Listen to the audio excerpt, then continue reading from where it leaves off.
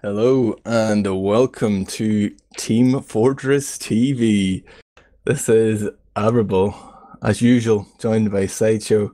And for a change for the Archimedes Cup, we've got DavidTheWin on camera. Sue just had enough of it, Sideshow. He couldn't stick it out to the very end. Disgusting, I know. He doesn't have the persistence that we do. His job's much more difficult. He has to try and find everybody and keep up with all the action. We just have to eloquently wax and wane about the action, or completely ignore it and talk about whatever the heck we want. He's just an elitist, you know. He was sick of looking at these rookies. 128 teams started this tournament. The only criteria was that you had to have very limited competitive experience or none. I think it was like Div 6 and below, some strange rules there. Yeah, Div 6 and below, and only one season of Div 6 as well. So none of these teams that have been around forever. These are supposed to be the newest people on the block. They can play as many lobbies or centers or TF2 pickup.net as they like, but no competitive experience in a league other than one season at the very lowest. Yeah, and the competition we're talking about is obviously the first TF2 Center Archimedes Cup, sponsored by Scrap.TF.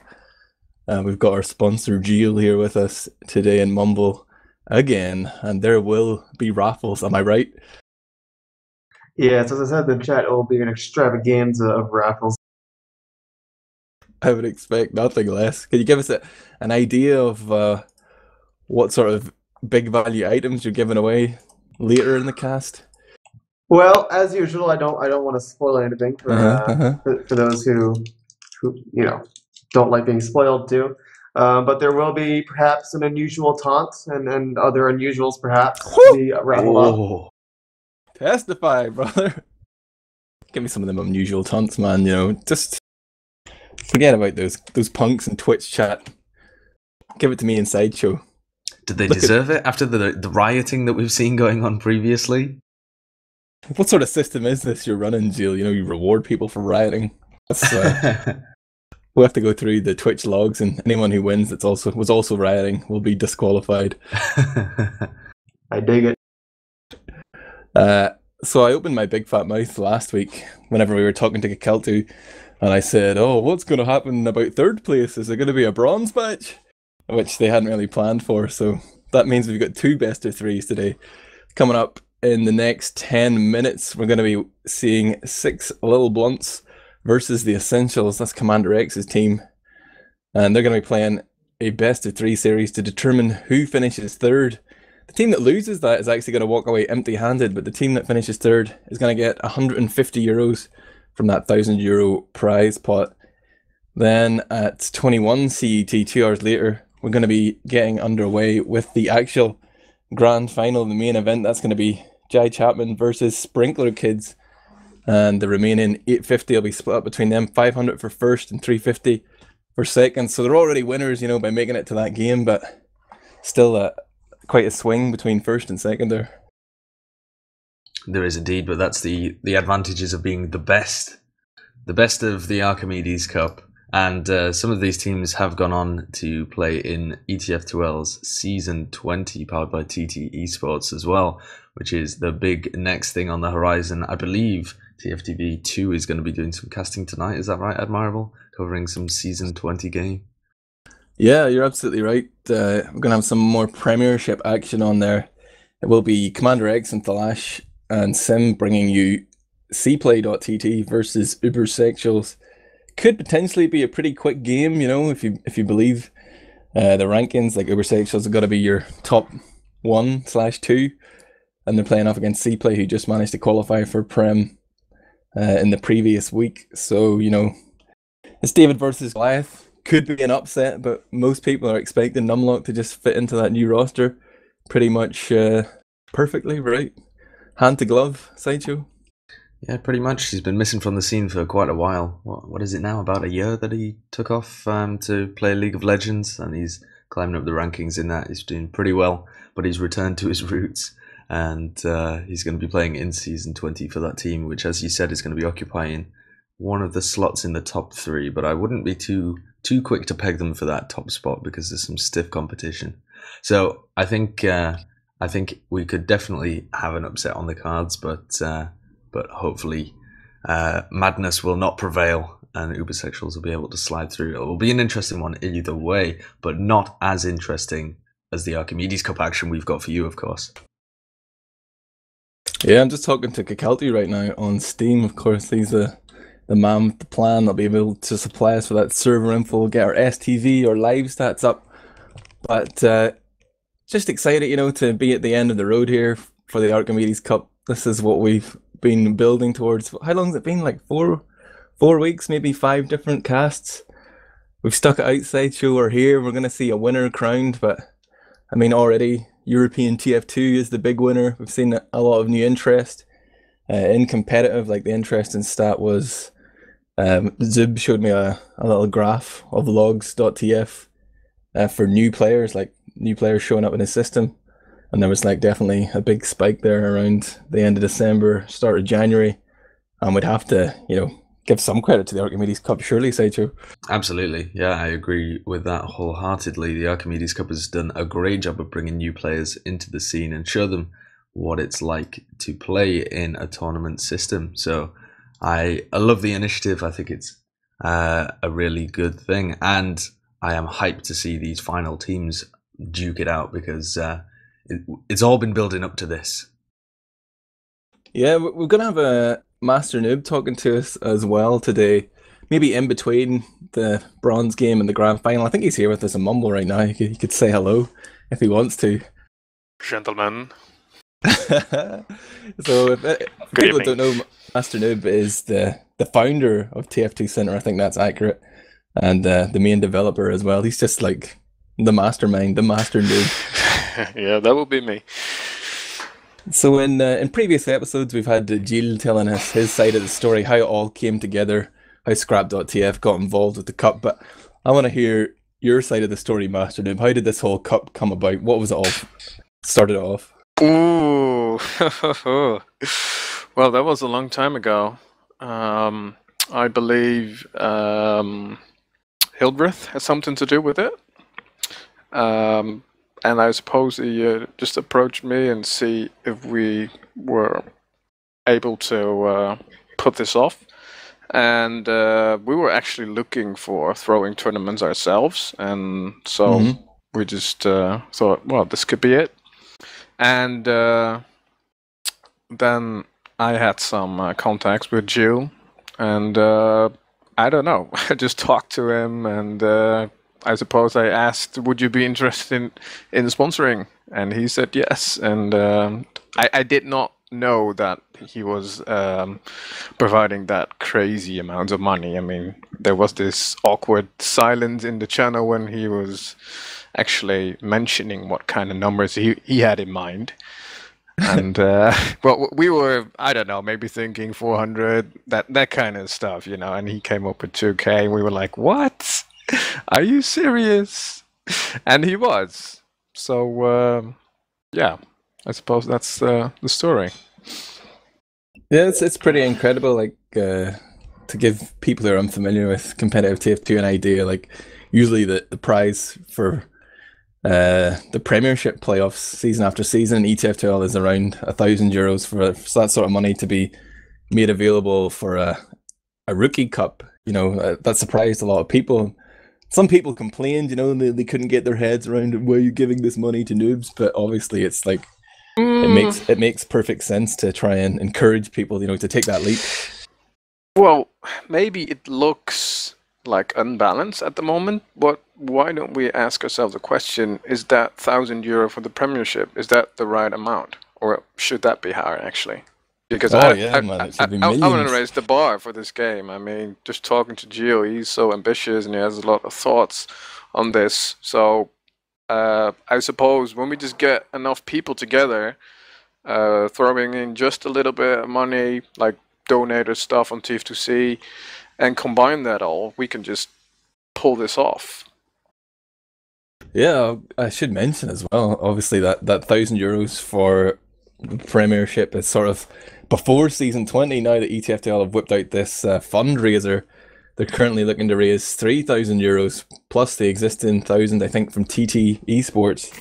So the prize pool is going to be a lot bigger, and there's going to be prize pool for the high tier the mid tier and maybe the open tier. I'm not even sure about that. I think I'm still confused in that one. Hopefully, an admin can clarify. But we're already seeing the prize pool going, and yeah, if you and Jill want to hammer out a deal right now, and just get out your checkbook there, guys. Sign over some money to ETF12. I'm cool with that. Well, on the topic, actually, Scrap.TF is working on some really cool things that I think will really allow people to show their support for the competitive community. And, as Bastard was saying, really raise the bar in terms of what the prizes are and what people are fighting for. I am excited to see what 2015 has in store for TF2, not just competitive, but the wider TF2 community. I think there is great potential for synergy, but it's getting close to game time, so maybe we should talk about the match Sideshow. We'll talk about more of the plans maybe after this first best of three. I've got the details coming through from Kakeltu, so I'll set up the relay and stuff here, Sideshow. You fill in the background of this fixture we've got coming up. I will do indeed. So the fixture we have got coming up. Oh, sorry. Just to clarify, because I'm confused as to what we're doing tonight. This third place tiebreaker has thrown me for 6. So we are taking the bronze match first. Is that right? Yeah. And then going on to the grand finale. Excellent. Yes. Right. So our third place tiebreaker is going to be between Six Little Blunts and the Essentials.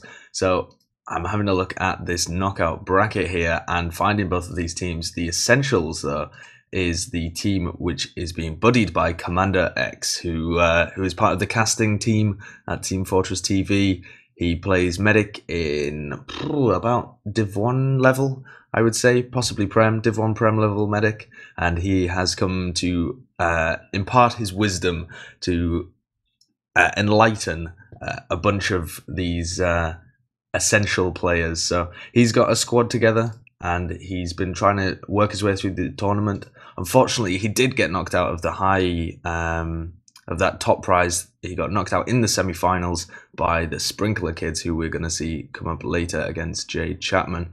But it was a good game against both of them, and the Essentials have made it into the third place game. The players that are going to be opposing them for a chance at the prize pool, that's going to be Six Little Blunts. And this team is kind of a mixture of some Scottish, British, Welsh. It's a conglomeration of them. And I absolutely love the team name. I think it's the most ridiculous thing I've ever heard. But these Six Little Blunts are going to be fighting against the Essentials for this prize money. And we casted them in the Archimedes Cup quarter final. And I was impressed by them. I thought they did pretty well. I was impressed by their team synergy. And I also think that it's going to be a very even game. We have seen a lot of I don't want to say rolls, but there have been some uneven games in this tournament just because the skill gap is so big between players right at the very bottom and teams who have made it all the way to the top. But I do think that the two fixtures we've got tonight are going to be incredibly even. Just off the games that we've seen, we've never seen them come up against each other, but I do think that they're on about the same level. So I'm really hyped for a really close and very competitive two games. Yeah, I just remember the last weekend whenever we were casting that Essentials game, there seemed to be like a bit of a blowout from the Roamer Prawn, who we thought had left the game and then came back for the second map or whatever it was, but there could be some tension, lurking underneath the surface there between him and Commander X. So I'm interested to see if they can keep a lid on that. Can they hold it together now that they have their eye on the prize, that €150 for third place? Or the thought of leaving with nothing. But we did cast a Six Little Blunts game at one point earlier in the tournament, or we were at least going to, right? Yeah, we did. We casted them in the quarterfinal against Donga Bears, where they came out on top, of course. And that was on CP Logjam. Six Little Blunts seem to have a good grasp of that map, and because it is one of the newer maps to the season, this iteration of Logjam especially, very new. The mid plays very differently, and I think we could possibly see that as a pick if the Essentials don't eliminate it, because of course the maps that we're running off, they're going to be using the map elimination system to determine which maps are played tonight. And, it caused a few problems last weekend as well. Hopefully the Probably, teams have wrapped their head around it, because it is a bit of a complex system for teams who haven't really come doesn't make across it sense before. though. That was the problem. It was like they make them take both eliminations right at the start, so like it's too much. You're able to eliminate 2 maps straight away rather than have a strong pick there. Like CX was arguing that it should be eliminate, then pick, then eliminate, and the remaining map is the tiebreaker. But I don't know. This always comes up in ETFTL competitions. It's been discussed before, right?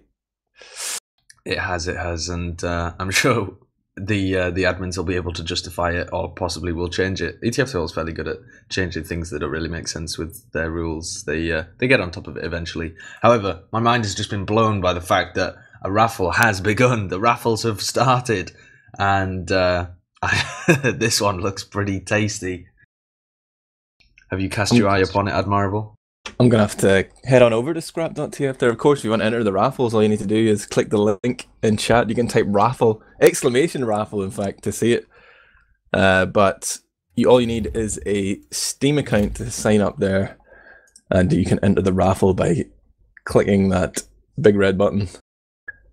I need to log in through Steam, damn it. But there are skis. How many people is this split amongst, Sideshow? This is split amongst multiple winners, so I'll have to count now. 1, 2, 3, 4, 5, 6, 7, 8, 9. That's 20 keys.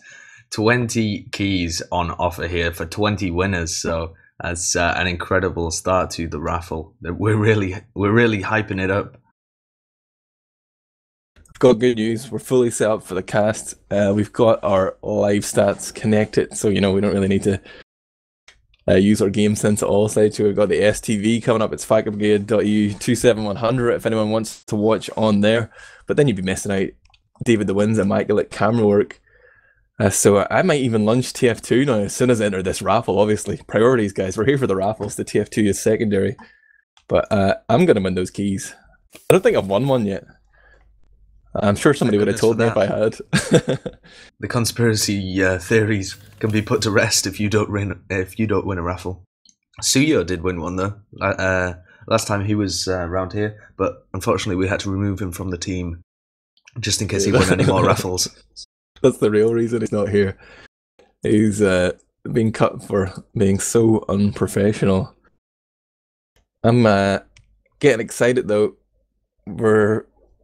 Oh wow, TF2 has just crashed for me on lunch. No, wait, it hasn't. We're good. You made me worried there, Gay Ben, but we're cool. I was just going to say, if you've just joined, we're about to get underway for this first TF2 Centre Archimedes Cup, sponsored by Scrap.TF bronze final. It's going to be 6 little blunts versus the Essentials in a best of 3 series. This is Admirable. I'm joined by Sideshow, and we've got DavidTheWin on the camera. It's game time, Sideshow, and as we keep saying every week, we're getting better and better at this. It's only like 3 minutes past the start time and we're already set up and ready to go. That's pretty good. That is ticking along. Next week we'll be incredible at this.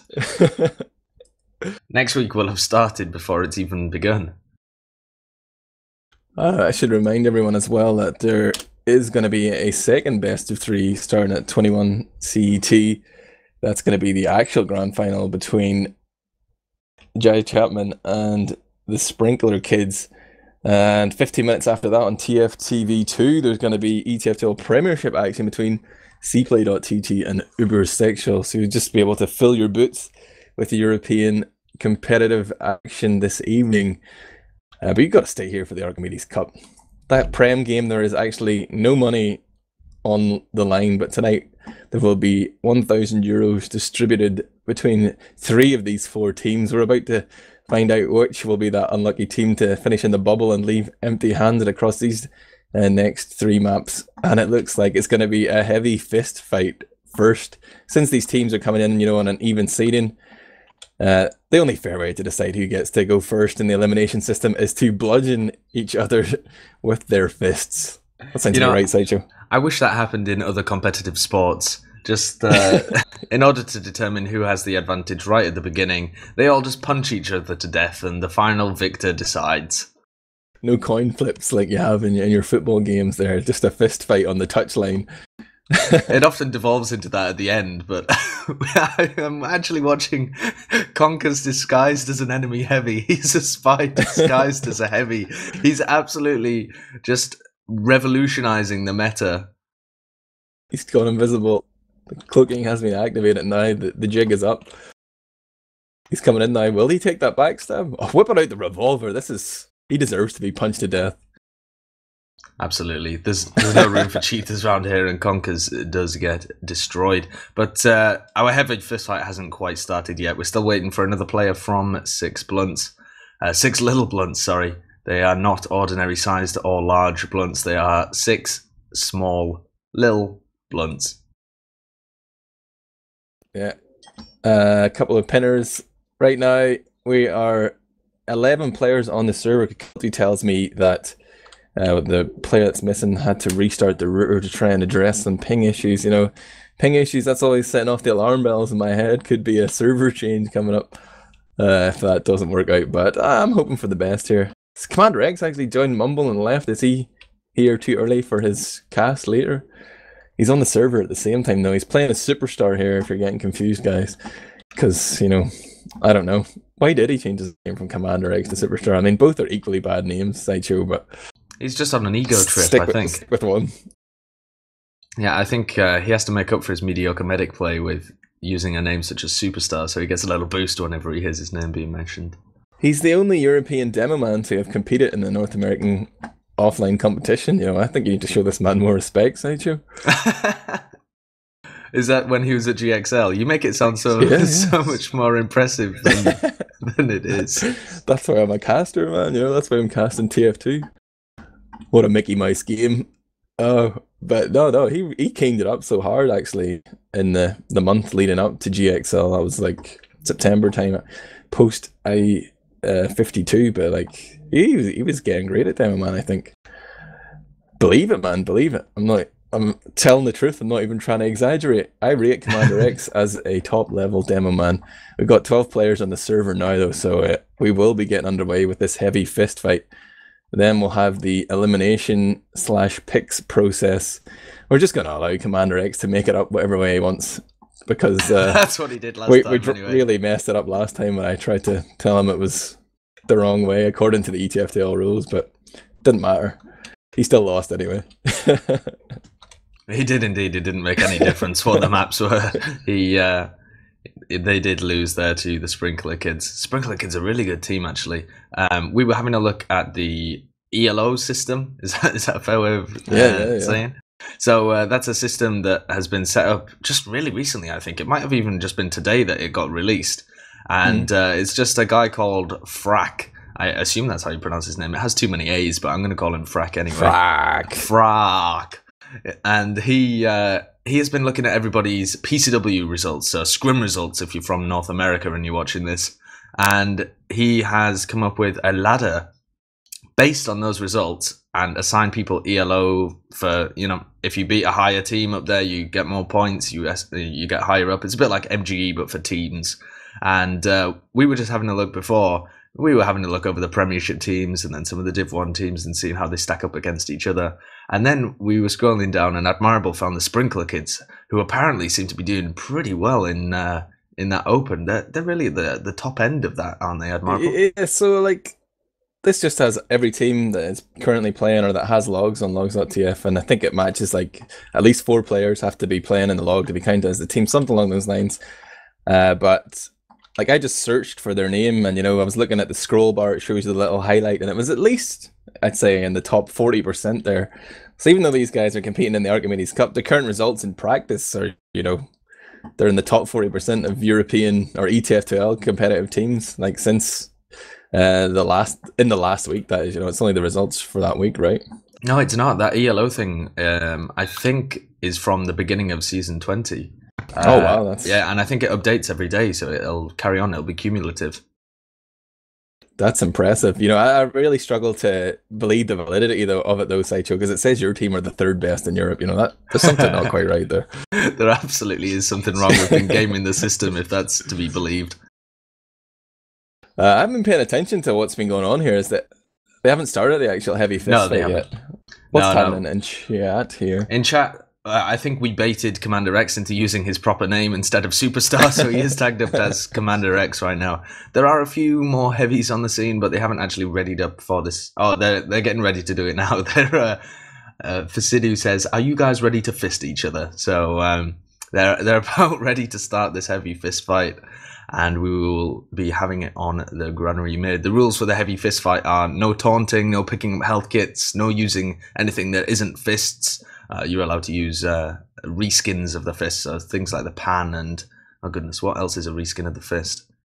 That's just competitive TF2 in a nutshell. You know, we're going to take a really incredibly fun game and try and organise that fun with a load of rules. It's just a fist fight. Come on. Let them taunt. Let them whip out the gloves of running urgently for some high-risk strategies there, you know, where you try and juke in and out but avoid taking mini crit damage at the same time. I want to say it all. What other heavy melee weapons are there? What are those brass knuckles that you get?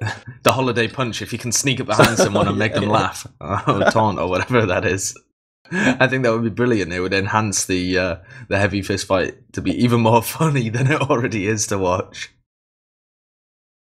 Yeah, there would... the Fists of Steel as well. Like, that would just be a clear no-brainer terrible pick, because they are obviously immune or very vulnerable to melee damage. That's their one weakness, so you would be really putting the odds against yourself, let's say. You'd have to be an incredible fist fighter, pugilist, I guess is the word I'm looking for there. But I think they're probably going to ready up, right? They're going to take it around to middle, and there'll be a train of heavies coming in, a snake coming in from the blue and red sides onto middle. We might see them going for the high ground, but right now they just haven't committed to that yet. I guess, you know, they're having the pre-game chats on Mumble. They're really trying to figure out how to address this first hurdle. They are. I'm not quite sure what's going on, but it might give us a good opportunity to go through some roster rundowns, but not for the... in fact, actually, that's a terrible idea, because I have no idea what these guys are playing anymore unless they're actually ready as their classes. I can remember for the essentials. It's going to be T on Demoman, Commander X playing Medic, of course, as the buddy. They're going to have Nico and Pew playing Scout, Prawn and Romer, and Auditas on Pocket. Do you remember the 6 Little Blunts lineups? Let me see if I can recall the 6 Little Blunts roster from memory. I think it's Afsidu on Medic. Their Demoman is Pseudo. Pocket is Conkers, and Porky on Roma. And their 2 scouts are Banshee and Celebi. Are you looking at their ETF2L team page? Absolutely not. That was completely from memory.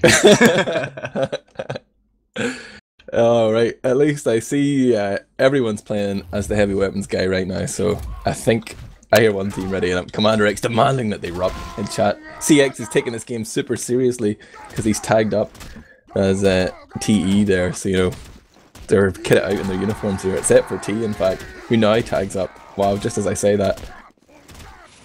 So we have begun with our heavy fist fight. I'm having a look at the 6 Little Blunts, trying to see what kind of stuff they've got. No pans actually from the 6 Little Blunts team, so they're all relying on fists. One of them has some kind of cosmetic wrapped around his fist, which I've never seen before and looks incredible. But they're making their way through the choke point, but they're sending one flanker up top. Let's see how that pays out for them. These Apoco fists are looking very fly right now. That's Porky rocking these fancy gloves. The fight has begun on the left. Selby's trying to trade damage here with Commander X, but first blood goes to Fizdu. Oh, the 2v1 Prawn there. That was a bad play by Prawn. They need to all clump up. Oh, they've taken another fight though on mid with Conkers.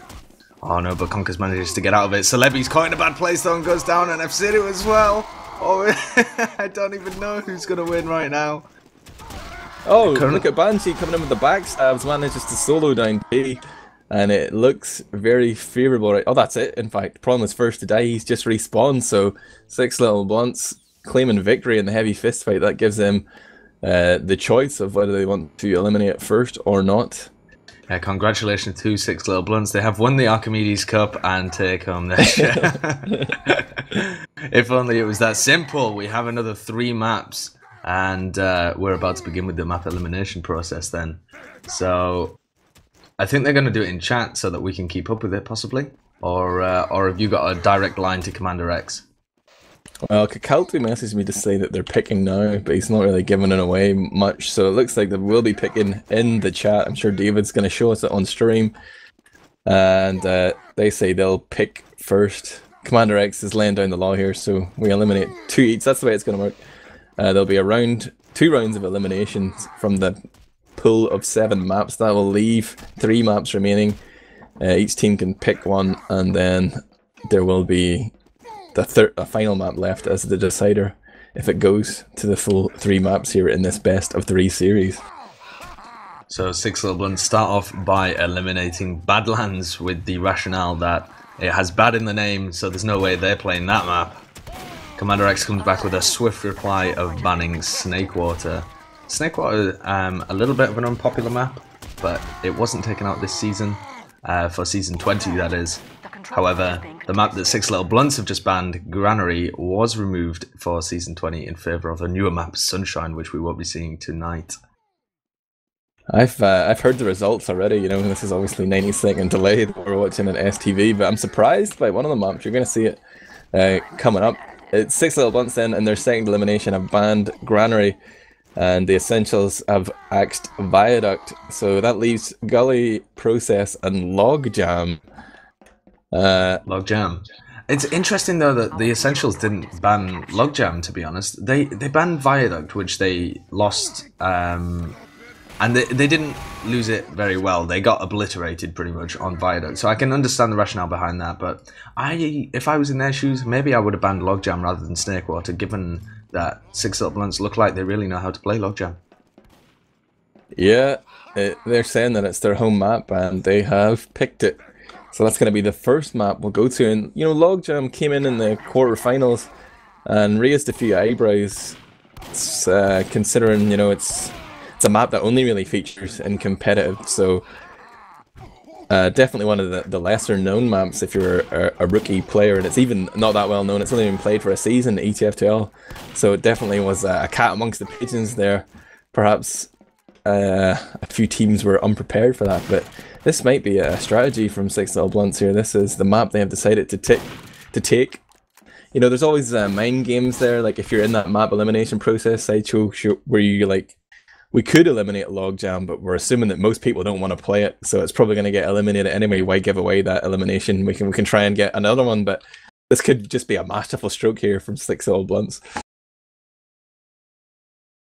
They've played the mind games with the Essentials. They've gotten their map, and it's the other map is going to be Gully, and then Process, the decider.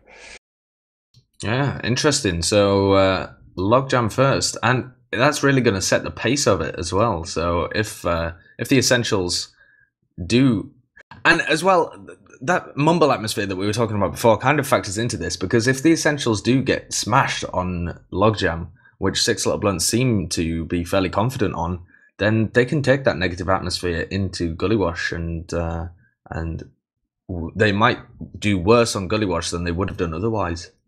So possibly here, this heavy fist fight may have been instrumental. Indeed. And, you know, we did single out Prawn a lot in the last Essentials game we cast. He was first to die in the heavy fist fight, Sideshow. He may still be slightly out of sync with his team. There could be fireworks tonight. There could indeed. I'm setting it up, you know. It's a powder keg. It's ready to blow, Sideshow. Commander X is going to be coming in here post-game after a 2-map loss, just venting his rage at Prawn. But will that encourage him, you know, to become the next MG Mike? Will that be what he needs? The hatred of Commander X to see him rise through the competitive ranks, or will he just be like, I don't need this. I don't need this hassle in my life. Damn you, Commander X. Well, I saw him playing Pyro in the game of Viaduct that we casted previously in the semi-finals. So I am hyped for some off-classing from Prawn. Maybe he's not feeling that soldier class. Maybe that's the problem. 6v6 competitive pigeonholes you into playing one of these 4 classes. And Prawn doesn't like that. Prawn's a master of the off-class. So I'm expecting big things. Yeah, he definitely did have a sick reflect kill, I think, on Gullywash last week. But just that one's floating into my head. But there's still sitting here. They haven't changed the map yet. They're chilling. Maybe they're waiting for Kakeltu to do it. I don't know. Do these kids have the Archon? I'm gonna take a look at Commander X's current Steam status. So that's 90 seconds in the future, and they're still on Granary. Kakeltu is actually on the server right now, but hopefully, they're going to be changing to Logjam. Yeah, CX says they're waiting on an admin, so it's all Kakeltu's fault. That's what I'm trying to say, Sideshow. But stay with us here on teamfortress.tv. We will be actually casting more than just a heavy fist fight tonight. There will be this bronze match. Then a couple of hours later, well, it could be straight after it, depending on how long this game takes. We're going to be bringing you the grand final between Jai Chapman and Sprinkler Kids. That's going to be a pretty insane game. Those were the two teams that really impressed us throughout the competition. I mean, we seem to have some real bias towards Jai Chapman, and apparently the admins do too, having already kicked them out of the competition and allowed them back in. So, so much controversy in the cup, but that just sets it up for an explosive final, right? It definitely does, and I don't know about you, but I saw a lot of support for the Sprinkler Kids in some of the comments and some of the talk about it and the straw polls. Yeah, the Sprinkler Kids. When we casted their game, they looked really impressive. They were dominant. They got to mid quickly. They looked like they knew what they were doing. I think if anybody in this competition can take down Jay Chapman, who, as you say, really have just been waltzing through this competition, they have obliterated everyone they've come up against. I think it could be the Sprinkler Kids. I think we're up for a really close and tough game. But that, of course, is after this one, which is Six Little Blunts against the Essentials, which will soon be going over to our first map, CP Logjam B. Who knows what number? I'm guessing it's 18, with the little raised bridge, but it could be 19, actually, that it's up to now. Before we get there, I'm going to try and make someone's day here. There was a raffle that just ended there, so I'm going to take a stab at reading out all the winners here. Congratulations to Banana Boy TS, Schmurda, Ket is QT, The Oddball, El Pyro, Parmesano, Tio Willie, Poro the Cutie, Lucky531, I Suck at This Game, Invisible Shadow, Butter Kirby, Mario S, The Gamer, Putis Destroyer, Captain Aggro, Schnerk, Admirable. I won! What? Oh my god! Rigged! I got keys. Voltage, Patata, 166 Del Morte, Potato of Death is that, I guess. Shamanic Fen, and Join Dota. Oh, that's his name, in fact. So it looks like I won the raffle. I didn't even realize that before I started to read out those names. That's pretty incredible. See you later, Sideshow. I'm off to open crates. That's ridiculous. Utterly ridiculous. It's rigged. Can we get some rigged spam in chat? That's appalling. Also, somewhere in my room, an alarm has just gone off, so I'll be right back as I find out where the source of that is. Oh, I figured out what the delay is, guys. The ETF2L server that they're playing on here doesn't actually have the most recent version of Logjam. That's just classic ETF2L servers. They have these servers that no one ever plays on, and they're always with the old configs. Well, this is like the last time I had that experience was probably about 3 or 4 seasons ago, so I'm going to say always. They're never up to date. Somebody actually said this in a recent thread, and Primzilla tried to refute it, and here we are at the bronze final of the Archimedes Cup, but they don't have the right version of the map. Maybe it's not their server. I take it back. But it is going to be a new server, so Sideshow, if you can find that alarm and start talking, I'd love to set up the new STV and live stats. The alarm hunt continues, it seems. I'll try and multitask here. Let's see if I've got what it takes. We are going to be changing STV, but it will stay on the same address if you're watching there. I'll go down momentarily, though. Can I focus on 2 things at once? Sideshow could be a fire alarm, in fact. Sideshow may be at severe risk of death right now. Is everything okay, Sideshow? Fear not, I have not been roasted and toasted. I am well and alive. It was just, it was a very soothing lullaby-ish alarm that was going off. I'm not sure what for, but I turned it off. Was it to remind you to come for the cast? You were going to show up 45 minutes late? I would have done if you hadn't given me my my hourly reminder. So if you missed it there, we are going to change server. Sideshow, I need you to talk to these people while I try and connect the new STV. I see, right, we're going to be changing server. Is that due to some ping issues, perhaps? Oh, you missed my rant as well. It's caused the ETF2L server they were going to play on doesn't have the current version of the map. So I was saying, ridiculous. typical ETF2L. Ridiculous. That is ETF2L in a nutshell. I'm sure they'll have to get that sorted before Season 20 and the week of Logjam, because, of course, Season 20 still on the week 2 games happening right now, so Logjam hasn't featured in it yet, so the teams have not had to play that. They haven't really been PCW in it either, so it will be even more of a wild card than previously, even if the sprinkler kids, even if the Six Little Blunts or the Essentials have been practicing for Season 20 or playing PCWs or scrims against teams who are playing those maps, they will not have been playing Logjam. I think we cursed ourselves there, I was just praising our incredible organization being set up with 3 minutes after game time ready to go. We did get the heavy fist fight, I suppose, but Kelty sent me new server info, but before I even got it set up for the cast, they're changing again because of ping.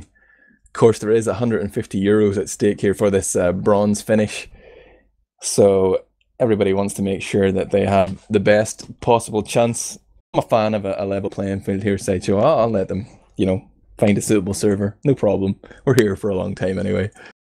Yeah, I think it's best for everybody that they do find that. Ping, of course, is a big problem in an online FPS game like this. That's why the Americans have their invite finals in a LAN setting where ping doesn't matter. If only we could have something like that, it would be incredible. But they have to deal with the SEA for all of their problems. So we're not that jealous. We're not that bitter. But the ping difference can be a big problem. So getting on a server where ping isn't a factor and everybody is all well and good just helps everybody out. Helps us out as well to cast a fair game. Hello, we've just moved to our third server. This one should be alright. Excellent, right. So who is it that's actually having the ping difficulties? So on the first server, one of their players had 150, and also the admins couldn't change the map on that server, which was the biggest issue. On the second server, Nico and T, our demo man and scout, had bad ping. Mainly because they live in the same house, so if one of them has bad ping, they both have bad ping. They both live in the same house. Is that because they're related to each other? Yes. Are they housemates? Related. Or are they actually just one player who's incredible at the game and manages to play with his toes at the same time as his fingers? But no, not that one. They're not related, that one. but they're not actually they're not so related they're the same person. Did you get my message ads about my thing? About your thing? My thing? Did you not see? Are you on the server now on Source TV? No, we're just setting up the STV. Okay. Just connected it. When you go in, if you look at my badge, my team bought me a present as a badge. Yeah. For helping them out. Like one of the photo badges. Say again. Like one of the photographic ID badges? Yeah. Or? Guess what photo they picked? Well, we'll try and get that up on the stream if it's Is it even safe for stream? Wearing a bath towel? No. It's not a picture of me. It's a picture of something. All right, I am on the server right now and trying to have a look. Oh, stay still, Commander X. There's a 9-second delay, so it's a bit. Yeah, late. You're jumping around the server, and I'm trying to have a look at what's on you. Actually, for me, all it says is Team Fortress 2. I think I've got something in my config which has blocked it. I'll have to try and fix that because you're hyping it up. Right, I'm gonna get back on the server too. Yeah, I'm gonna go back. I think we're gonna ready when I'm back. Yeah, cool. We got our STV up. Go for it. Well, I think we do. I'm relaunching TF2. It should be the same address. Let me know. if STV's working there, Sideshow. It is working. I have just popped into the STV. I got out again to fix my config, and now I'm going back into it. Hopefully nothing's changed in the time it took me to do that. No, we are on our way to CP Logjam B18. So possibly with me fixing my config, I might be able to find this incredible badge that Commander X is going on about. I hope it's suitable. You know, we're before the watershed here in the UK, Sideshow. It's like we don't want to be censored or get a Twitch ban, but I have found Commander X, and I'm trying to look at his badge. I just see the Team Fortress 2 thing as well. I do as well. I've got like good, decent graphics settings here as well. I don't think it's a config thing because I've got like Chris's high config or something on here. I'm trying to get all the detail, the gibs and everything, but no, I just see the Team Fortress 2 text. Yeah. Wow. Maybe that's the present. Maybe that's the big gift. You know, I thought I'd have a generic badge. I don't think that's a big gift. I think there's a problem on our end. Either that or the essentials. Guys, I love TF2. How did you know? Either that or the essentials are really unimaginative. I think they're going to be going live then real soon. Commander X did say that they would be readying up as soon as he got back. So, you know, obviously the way STV works in the competitive config, there's a 90-second delay to stop people from ghosting, but we'll soon be getting up to speed here. So we're not even casting live, you know, we're practically historians, Sideshow. We never really cast live games. It's always stuff that's already happened. And just blew your mind there, buddy. Just blew your mind. You did. Whoa! No way, man. But thankfully, that allows us to harness the power of the stats and be able to see exactly what's happened in real time and apply that to catching all the best moments. So that's the idea. Yeah, that is a little caster secret there. We've also got like wall hacks and outlines. Obviously, I suppose you can see that on the stream, but there's all sorts of great tools that have been developed by some key developers. I suppose we'll shout them out. You know, we got Ari, the Supreme Commander, Gentleman John have all produced some fine casting tools for us to make us look good, in fact, you know, so they all have a share of my many Caster of the Season awards, Sideshow. You had to find a way to work it in. I thought I was going to have a night off from being bullied about this, but absolutely not. E-bully in the house. So yeah, we have gone live here. So this is the first map of the first TF2 Center Archimedes Cup, sponsored by Scrap.TF Bronze Final. It's going to be 6 little blunts playing on their pick Logjam against the Essentials, and we're going to the first mid. Sideshow. Yeah, I'm having a look at the rollouts for both of the demo men. Both taking a house, but T was a bit slow, and now Porky's onto him.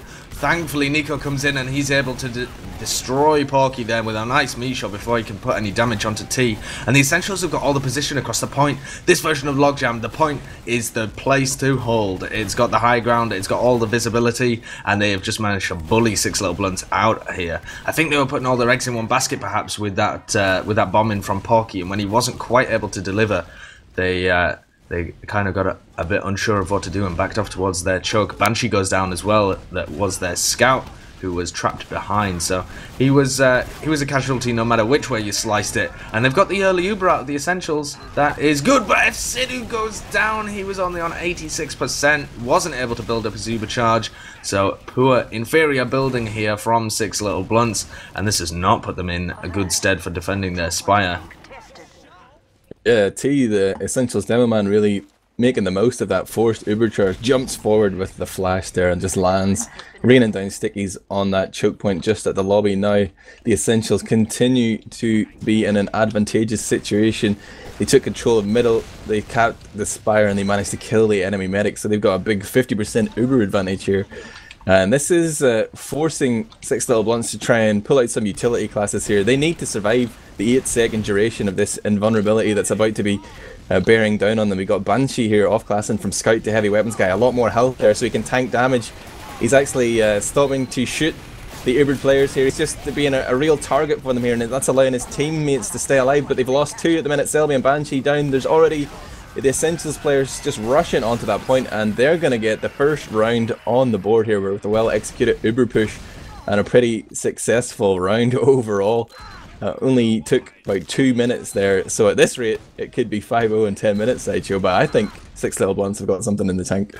Yeah, I absolutely think so as well. I just think that they made some key problems with their decision making on mid and on that Spire hold. But now we see Porky bombing in again, and this time he does take out the enemy Demoman. So hopefully this can allow them to get some more position across the point. Pew is also incredibly weak, so if they manage to take out that scout, it'll give them a big advantage. They do take out Prawn, the bombing aggressive soldier there from the Essentials. So all of the advantage in favor of Six Little Blunts here. They have the player advantage to work with. They have lost Celebi there, but that's perfectly fine because they pick up Nico in return and very slowly make their way across the point. It was good for Six Little Blunts. They did well, but I fear that if they don't take the point quicker on these mid fights, they're going to allow the Essentials a little too much respect, a little too much room to work with. Yeah, the height advantage is a really powerful concept in TF2. Obviously, so many projectile classes. It allows you to shoot down with your rocket launcher and get easy hits on the ground, but also makes you really tough to hit up there. You have to connect those directs. You can't just go for splash, and that is something they really do need to take advantage of. But right now in this game, it is Uber versus Uber. 6 players up on each side, and Six Little Blunts are sort of it's up to them under the competitive etiquette in terms of the sort of spawn advantages and stuff. They're the ones who should be making this play. It's a smart push for them to make here, because even if they push and fail and die, they're still going to spawn closer to the middle where the next fight will happen. So in terms of your percentages, this is sort of what's over time being determined that the right thing to do. As like for the Essentials, it's tough for them to push here because they don't really have any advantage. That's why they're going to sit back and they're going to play the clock. The fact that they're 1-0 up as well means they don't need to push. Here comes that Uber charge from Six Little Blunts. And oh, Conquers is going to get ahead of his medic there and can't be flashed. He has gone down, and that's left Vizdu exposed. He's being pistoled by Pew. He just leaves the medic, in fact. Doesn't go for that frag, tries to come back and help his team. But Vizdu very weak on middle. Only he and Porky remain alive for Six Little Blunts as more and more frags coming around that choke point. They're trying to back out here. They know they can't take this fight. They're just heavily outnumbered. But they have survived with the medic there, and I think Pew took mercy on them. That was perhaps a little mistake. Yeah, just chose not to quite punish them there, and their medic does stay alive. In fact, they have a 10% Uber advantage, but I don't think they'll push off it. We now see the opposite situation, so Six Little Blunts holding on their Spire, trying to repel a push from the Essentials. But the Essentials playing a lot more aggressive in this situation. They seem to be poking a little bit more and trying to exchange spam.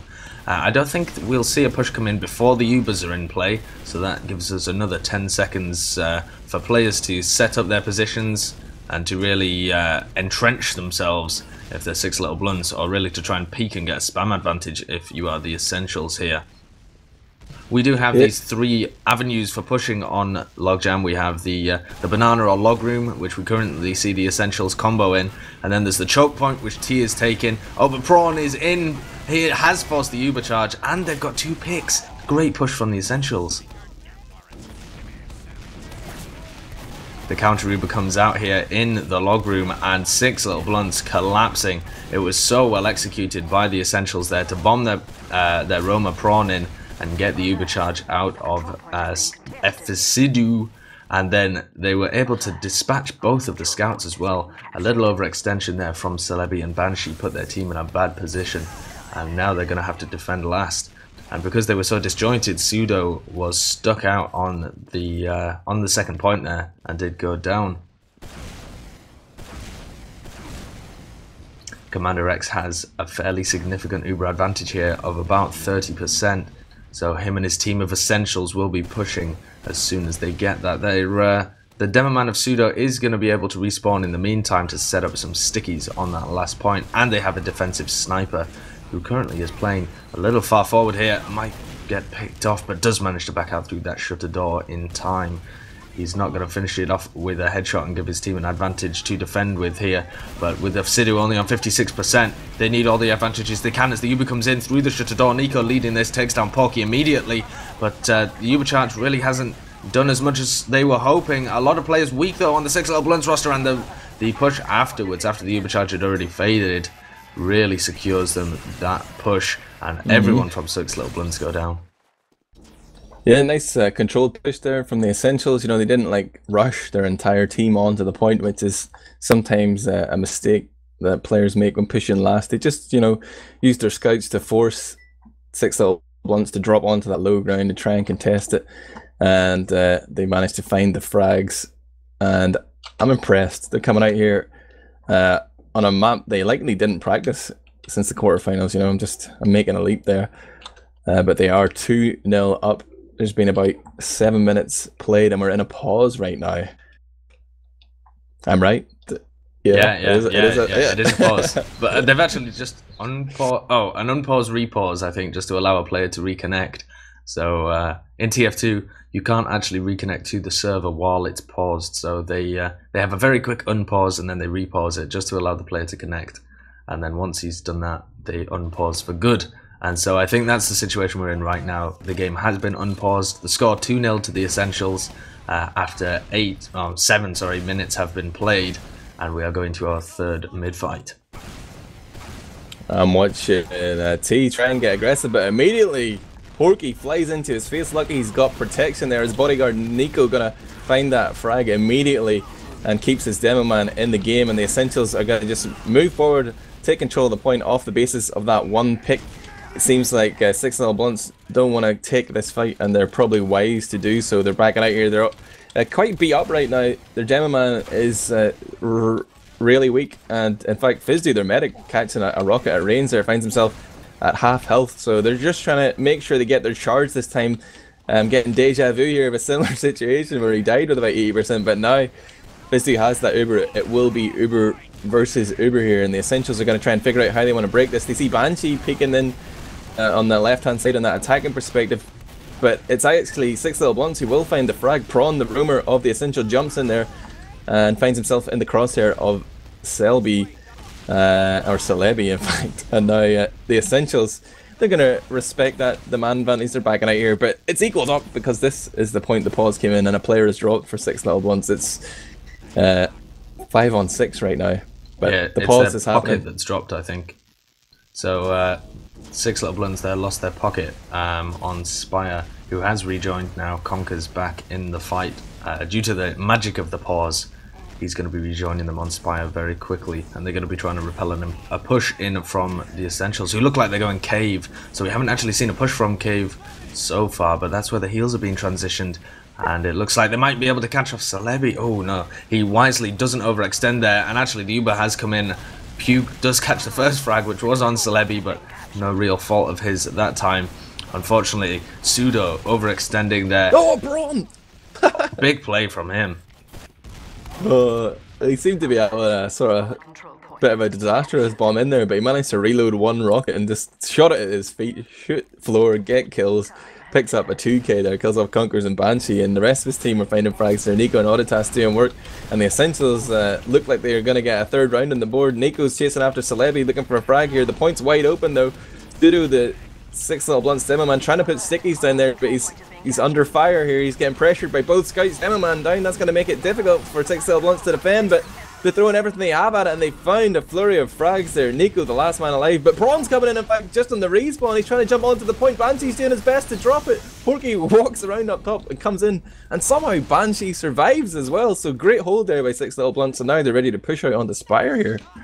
Yeah, very quick respawns coming in from the Essentials, and Fsidhu has just got his Uber up. I'm wondering whether this will be an opportunity for the Essentials to go in and try and force the Uber, or they might just try and hold mid and pop Fsidhu as he comes in through one of these choke points. It's definitely Six Little Blunts' time to push.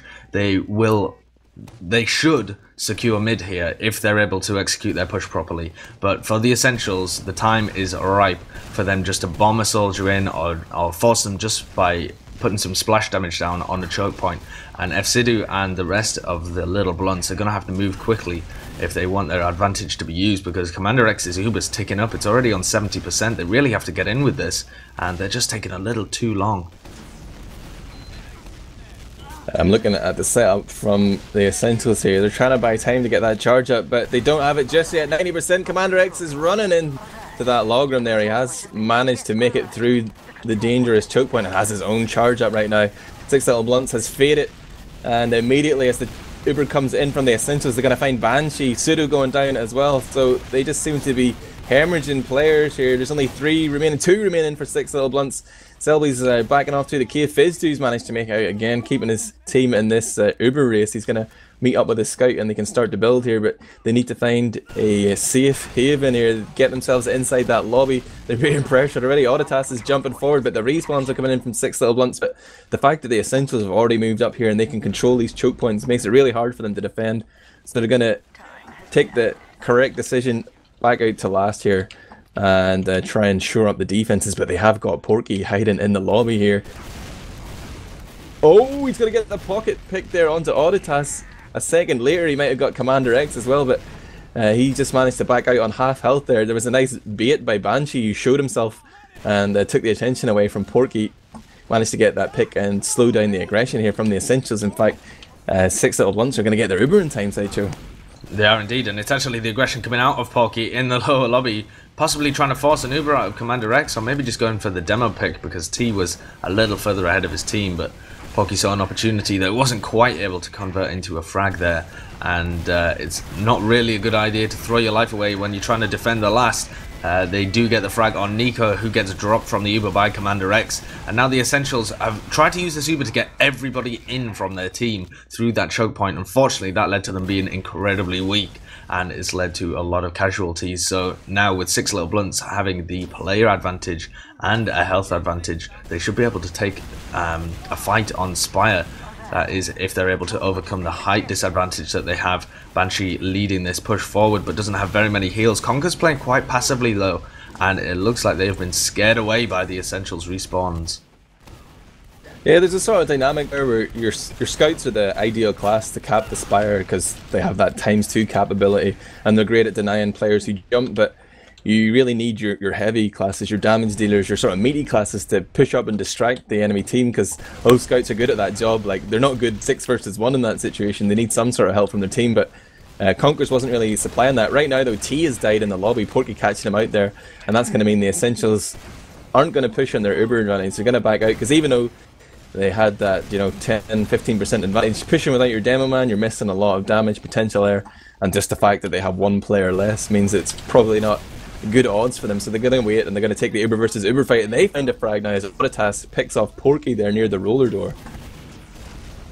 Yeah, it seems like Porky, while he is able to convert the frags sometimes, as we've seen when he picks T, he really needs to work on the timing of them. We've seen an Uber push in here. Prawn is on the point, but the counter Uber has come out of Conkers. It looks like the Essentials are getting the better end of this. Only 3 players left alive from 6 Little Blunts, but they might be able to hold it with a respawner of Porky. Pew down to incredibly low health. Will actually greater there. And it's only Nico and Commander X. But have they seen Commander X? Do they know where he is? Porky it looks knows, like yeah. Oh, they just saw him, but they didn't choose to push him and try and get the frag on the medic there. I think they were just worried about their own medic and other players pushing in from other directions. Yeah, they're taking the low risk option there. They don't want to, or they want to make sure they don't lose the point, because obviously it is rounds that win prizes here. The team with the most rounds wins at the end of a map. It could go to the golden cap, in fact, but right now it's 2-0 in favour of the Essentials. There's about 15 minutes left on the clock here. We play to a 30-minute timer in Europe. If it's a draw after that, we will go to a golden cap deciding round, but right now the Essentials in the lead and in control of the enemy CP2 here. They're ready to push last. They're ready to get another round on the board. They've got a slight Uber disadvantage here, so they're playing passively. They want to make sure they get that charge up because they have a spy on the field. Oh, what? Nico has run spy. He's currently trying to infiltrate through that shutter door. He is in behind everybody. In fact, he could go for a back cap here. I'm not sure exactly what he's thinking of doing, but with 6 Little Blunts pushed up so far, a back cap's a very real opportunity. This is the time, Nico. Go! Back cap, and a brilliant play by him is going to be able to secure the point. 6 Little Blunts playing aggressively, which is great, but it just leaves you open to that back cap potential, and Nico just so cleverly sneaking in behind them there and just uncloaking on the point to pick up the 3rd round for his team. The Essentials really looking dominant on this map where we thought it would be 6 Little Blunts home territory. Yeah, he timed that back cap really well. Obviously his team set up a situation for him by backing out, but on this mid fight again it's TU's the aggressor. The Essentials Demoman putting out a lot of damage towards the choke point. Porky didn't even pressure him this time.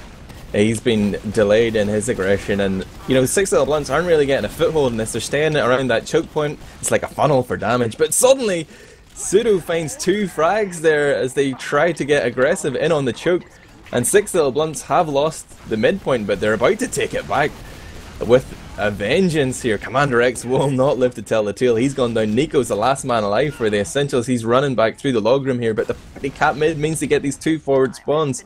Auditas and Prawn are on the field. They don't have heals though, so soldiers can be a little bit squishy without those buffs. They're going to try and put up a little bit of a fight though, and buy time for the rest of their respawns to come in, but Commander X is only just getting on the field. During all that though, the enemy medic Fizdu went down, and he's decided to respawn on crit, Sideshow. That's a great play by him. He will have that advantage because the crits builds slightly quicker than the Medigun Ubercharge builds, so it's looking like Six Little Blunts really want to play aggressively here. They realise that they're 3-0 down, they need to change something up, and this is the perfect opportunity. They still need to build this crit streak though, because Commander X actually had something like a 10% advantage, and they're doing really well at building. The Essentials are building their Ubercharges much better than Six Little Blunts are. And I think they're both going to have it at about the same time, which is really bad news for Six Little Blunts, because when Invulnerability comes up against crits, Invulnerability wins almost every time, unfortunately, unless they can get a drop out of Commander X. Yeah, you know, he's not getting any younger. He's sort of in my territory, you know, where the reactions maybe start to go. If he can't hit that right mouse button fast enough, it could be team down when this crit screen comes in. But here comes Six Little Blunts. They're going to push in with Pseudo. Their Demo Man seeming to be the crit's target right now. They don't know it's coming. It's been popped. Commander X manages to dodge the sticky. He's popped off his charge as well. He's trying to save his players here, but Auditas was out of his range as he got juggled up by that crit sticky. He's trying to push ahead here, but there's a fight going on behind him. And as the Essentials try to commit heavily to wipe out the Six Little Blunts combo, they've left themselves exposed to the back cap, but it is just Celebi and Banshee here, and it looks like Celebi's going to go down. Banshee wins his one-on-one with Nico though, manages to back out, but just that back cap play forced the Essentials to go back. They couldn't commit to cap in middle, and that means that a lot of these Six Little Blunts players are going to be back on the field. Fizdu's trying to come in, but he's playing a dangerous game here. He does link up with his Demo Man Pseudo. Porky's just spamming rockets down from the roof. He's doing a lot of damage, finds the frag onto Prawn, but he needs to turn around because Pew's in onto his Demo Man, but Pseudo finds it. That frag with the sticky. Porky with the air shot onto Auditas up on the roof there. And it seems like the Essentials have been undone here by big plays coming out from those respawning Six Little Blunts players. Yeah, absolutely. That was a really nice play. They managed to delay with that back cap, and then all their respawners came in. I thought they were in a bad situation because they had both their scouts down, but just great positional play from their soldiers, and they were really able to pick up that fight. And this has put them in a good situation. They do have a little bit of an Uber disadvantage because Commander X survived the whole time, whereas if Sidhu went down. But now they're just back to the same situation they were a few minutes ago, where they failed to push. So still crits though. Oh right, they're on Crits Creek. He respawned on crits again. So he's taking a leaf from the Merlin playbook. You know, he's just going to keep running crits until he's messing with your head. It looks like they're trying to come cave, but they're currently getting attacked by Nico. Oh, and they've been flanked by the Ubercharge. This is bad news for Six Little Blunts, and a great play by the Essentials. They got that info from their scout, exactly where the combo was holding, and they flanked the living daylights out of them. Yeah, that was... But actually, they've left Commander X on his own. They've left Commander X and their Demo Man completely separated from the rest of their team. They both go down. Oh, that was a shot and a half from Porky there. And he gets a frag on Prawn and stays alive. Huge play by Porky. He's getting attacked by a really weak Nico as well. He might actually find another frag there. He does. Big plays by the roaming... the pocket, actually, sorry. No, he is the roaming soldier. I messed that one up. By the roaming soldier of Six Little Blunts. Huge plays by Porky. Yeah, Six Little Blunts finally seem to be warming up here, but they have a mountain to climb. They're 3 rounds down. They are in a position to get around on the board though, as they've just taken control of that CP4/2. They've got their crit up. But you know, the Essentials they have to suspect it's still crits here. I don't think Fizz2 died, right? Or he did die, but you know, he's ran crits across 2 deaths. That's what I want to say.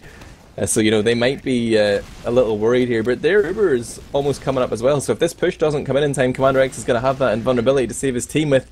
And Six Little Blunts are hesitant here. You know, they're dilly-dallying in that lobby, and it's going to be crits coming in. It's all going to depend on whether Commander X can save his teammates with that Uber charge or not.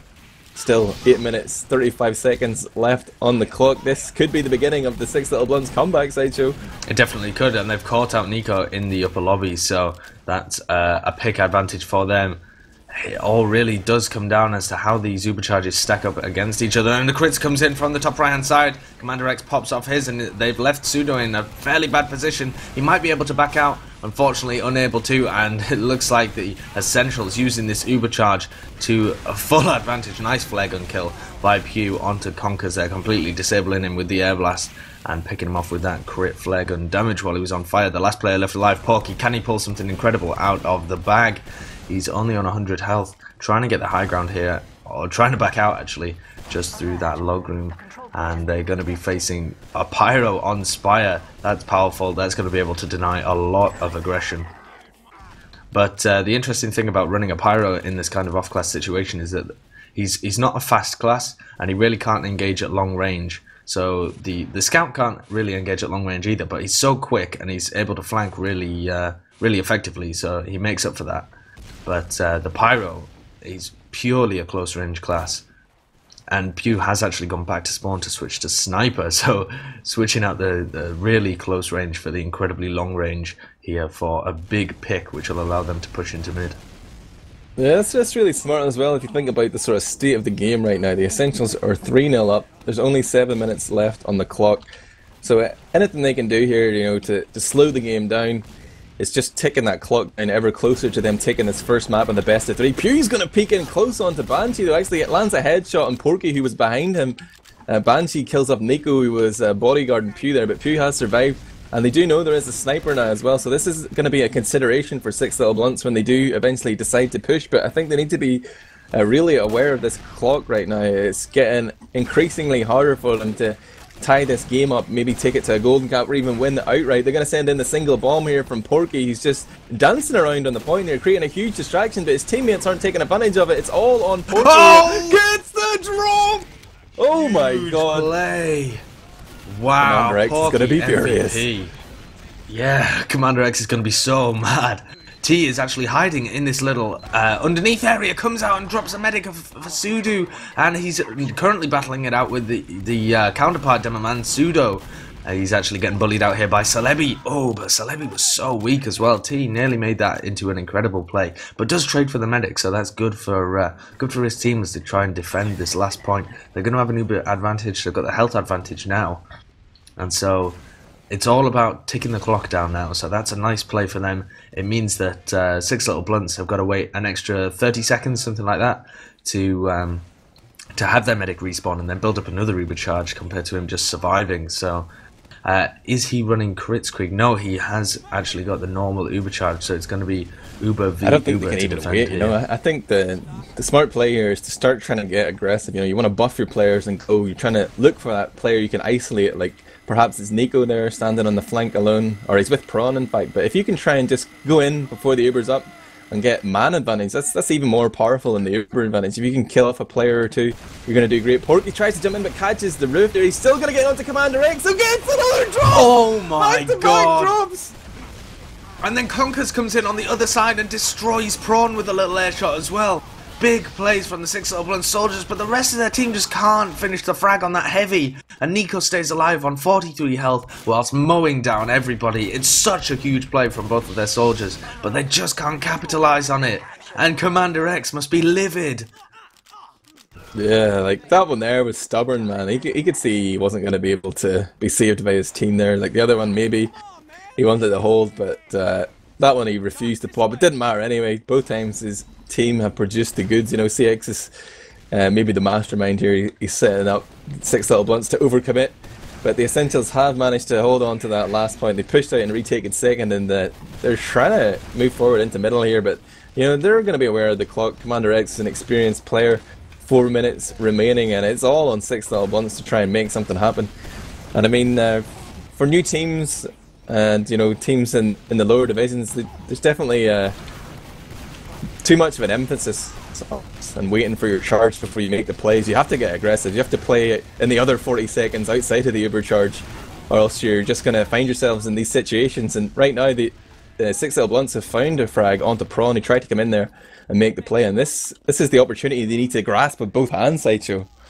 Yeah, this is their time. It's going to be Uber for Uber, and they absolutely have to commit within the next 30 seconds and go all the way to last.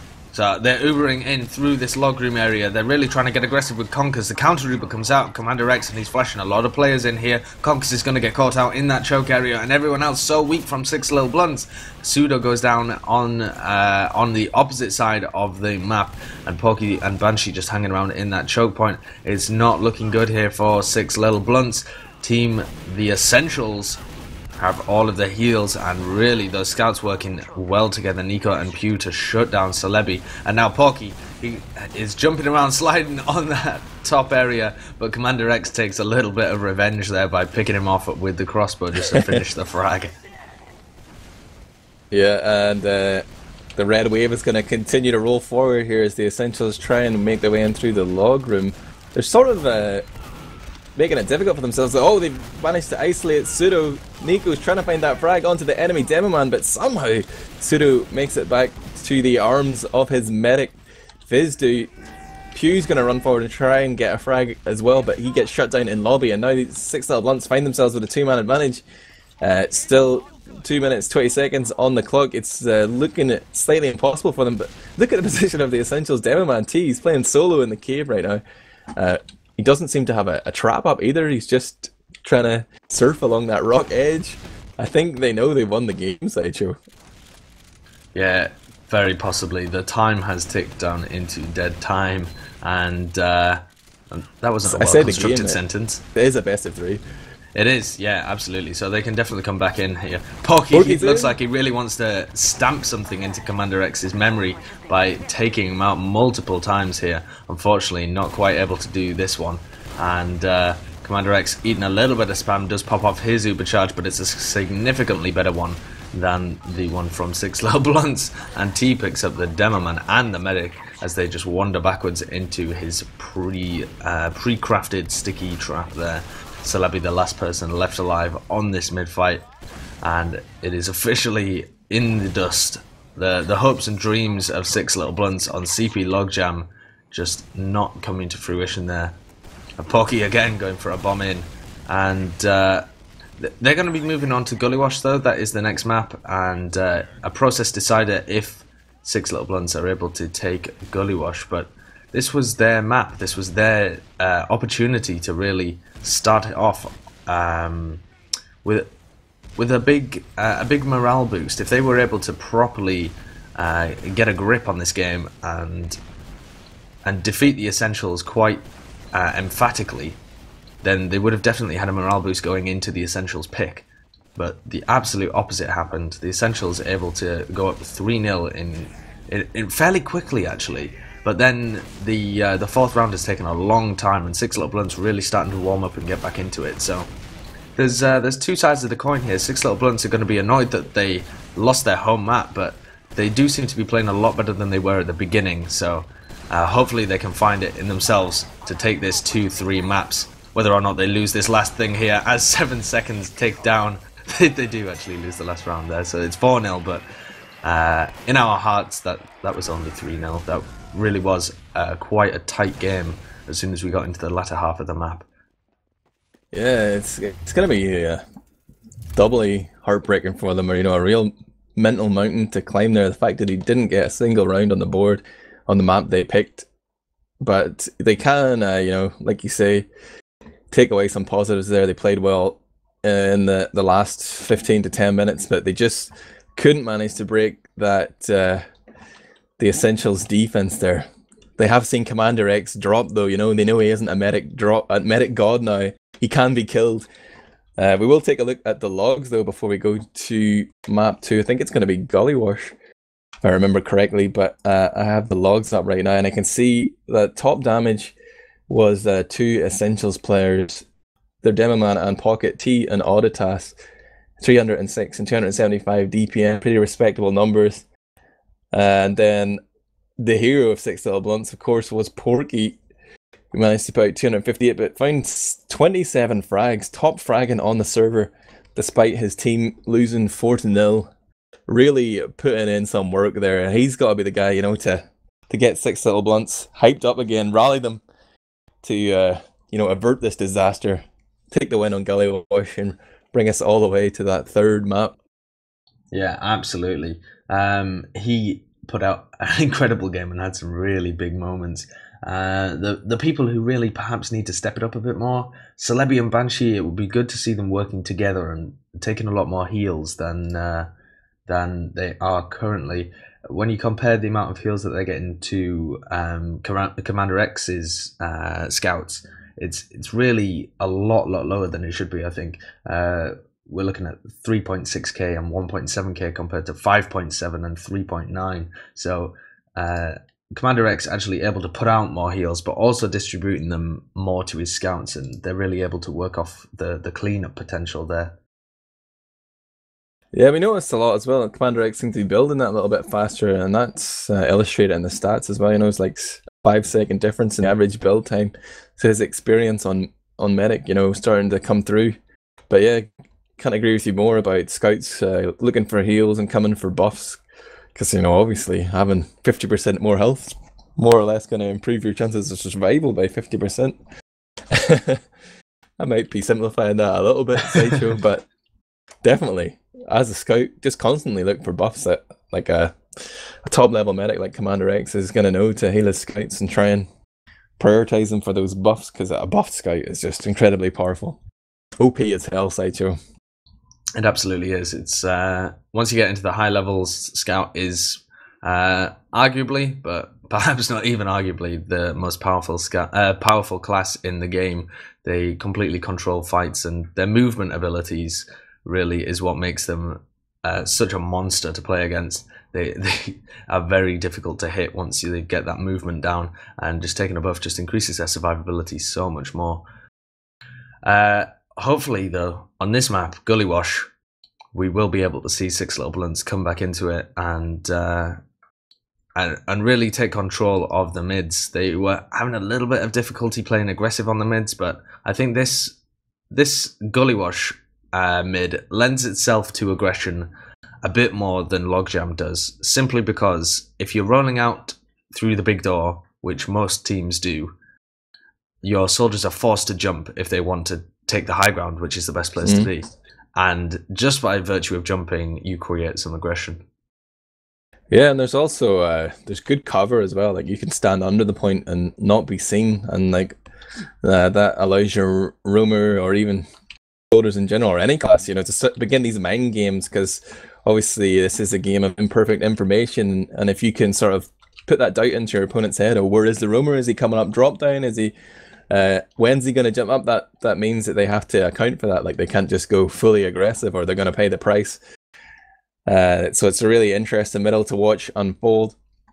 It'll be interesting to see what Porky and Prawn have in their bags. Prawn hopefully learned some lessons from his last game. Was it against Sprinkler Kids that they played this map?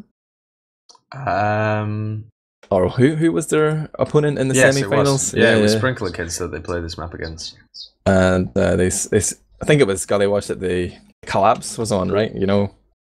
They really seem to come undone there. So hopefully they've learned some hard lessons from last weekend, and they're gonna be able to put up a good show. That's what I'm looking for. That's all I ask from these teams. I see some progression. Prawn, I believe in you. You've got this, buddy.